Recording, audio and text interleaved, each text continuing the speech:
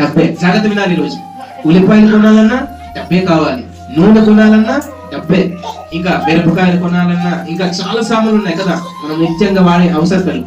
ఇవన్నీ కొనాలంటే డబ్బే డబ్బే డబ్బే. డబ్బు లేకపోతే ఏ పని జరగదు. కనుక జాగ్రత్త వినండి. ఆ డబ్బే లేకపోతే ఆరోగ్యం కూడా కొన్నిసార్లు దెబ్బతింటుంది. అదే డబ్బు ఉండిందనుకో, ఒక 100 రూపాయలు చాలు, పెట్రోల్ వేసుకొని హాస్పిటల్కో మెడికల్కి వెళ్ళి పరిగెత్తి వచ్చేస్తాం.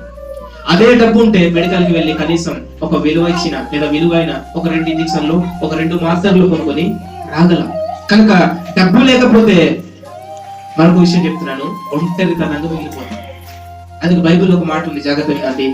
ధనవంతుల కట్ట చాలా మంది స్నేహితులు ఉంటారట, డబ్బు లేని వాడికి ఎవడు కూడా స్నేహం చేయడట. అర్థమవుతుందమ్మా? ధనవంతులు గట్ట చాలా మంది స్నేహితులు ఉంటారు, చాలా మంది, ఒక 10-20 మంది ఉంటారట. కానీ పేదవాడికి అసలు స్నేహితుడు అనే వాడే ఉంటాడు.